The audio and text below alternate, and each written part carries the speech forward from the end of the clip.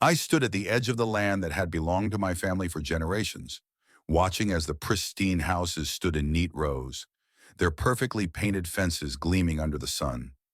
96 homes, each identical in design, each an affront to everything my ancestors had built. The land that had once been filled with golden wheat fields and the sound of cattle had been transformed into a cookie-cutter suburban nightmare, the kind ruled by overzealous homeowners associations who dictated everything from lawn height to mailbox color. The Maple Grove Homeowners Association thought they had won when they stole my land. They thought they had bulldozed over my legacy and built their prefabricated utopia. What they didn't realize was that they had walked straight into my trap.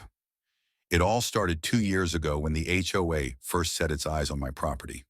They had been expanding, swallowing up land, promising that their modern planned community would bring growth and prosperity. Their representatives came to me with fake smiles and cheap offers, telling me that my farmland was outdated, that it was time to embrace progress. I refused. This land had been in my family for over a century. My great-grandfather had built the first house here with his bare hands. My father had been born here, and so had I. There was history buried in this soil, sweat and blood that could never be replaced by sterile, soulless homes. But the HOA didn't care about history. When I rejected their offer, they turned to legal loopholes. They worked with county officials, having my land rezoned. They manipulated property laws, declared my land underutilized, and pushed through an eminent domain claim to seize it from me. I fought them in court, spent every dollar I had trying to protect what was mine. But the HOA was backed by wealthy developers, their pockets deep with bribe money and legal teams that knew how to twist the system. In the end, the judge ruled against me, forcing me to sell for a fraction of the land's worth.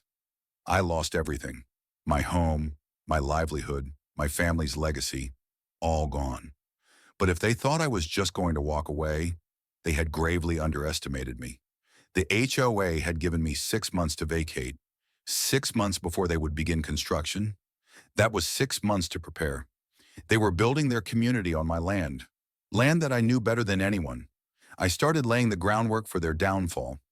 First, I used my remaining funds to repurchase a small strip of land that ran along the only access road leading into the new development.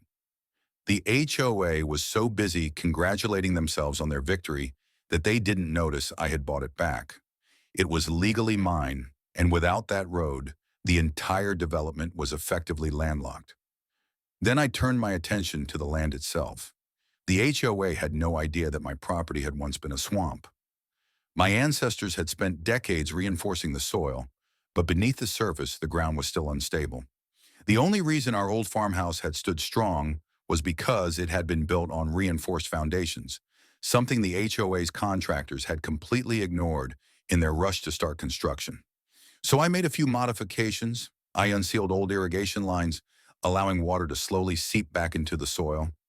I introduced deep fissures in the earth where they planned to lay roads. I even rerouted groundwater to ensure that, over time, the entire development would be sitting on a slowly sinking foundation. But I wasn't done. I knew from experience that this region was home to termites, small, insidious creatures that could devour a house from the inside out. My grandfather had spent years treating the soil, keeping them at bay. Before I left, I did the opposite. I removed every ounce of termite prevention. Then I introduced active colonies, placing them strategically near the wooden foundations of the new homes. It would take time for the infestation to spread, but once it started, it wouldn't stop. Lastly, I left them with a legal bombshell. Before I was forced out, I filed environmental reports on the land, subtly indicating that there had been historical chemical storage in certain areas. I didn't outright claim contamination, just enough for future concerns to be raised. And then I walked away. The HOA went ahead with their project, completely unaware of what was lurking beneath their freshly paved streets. For the first year, everything seemed perfect. Families moved in, excited about their new homes in the prestigious Maple Grove community. Property values soared. The HOA collected hefty fees, enforcing ridiculous rules about fence height and acceptable flower choices. But then, The cracks began to show, literally. Small sinkholes started appearing in backyards. Driveways buckled, roads began to dip. At first, they blamed faulty construction, but when they started digging, they found unexpected water channels, eroded soil, and structural instability. Then the termites hit. Homeowners started noticing soft wood, crumbling beams, and walls that practically disintegrated at the touch. Inspections revealed widespread infestations, impossible to contain without massive fumigation efforts. Some houses became completely unlivable. The HOA tried to control the panic, telling homeowners that they were handling it. But by then, the lawsuits had started rolling in. And then came the final blow. One morning, I erected a massive steel gate at the entrance to the community. A sign was posted, "Private property, no trespassing." The HOA was in full meltdown mode. They tried to fight me in court, but they quickly learned the truth. They had no legal right to the road. Their entire development, their multi-million-dollar project, had been built without securing access. Homeowners couldn't get garbage collection, emergency services had no way in, deliveries were impossible.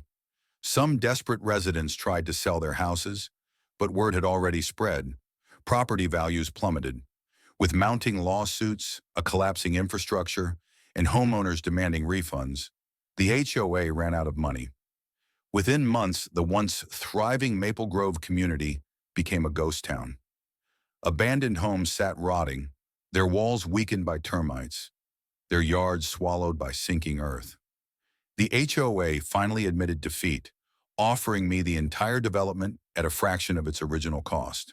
I bought it back. And the first thing I did, I demolished every single house. I restored my land to what it had always been, mine. As I stood on the open field, watching the last remnants of the HOA's arrogance being torn to the ground, I smiled. They had taken everything from me. But in the end, they had walked straight into my trap.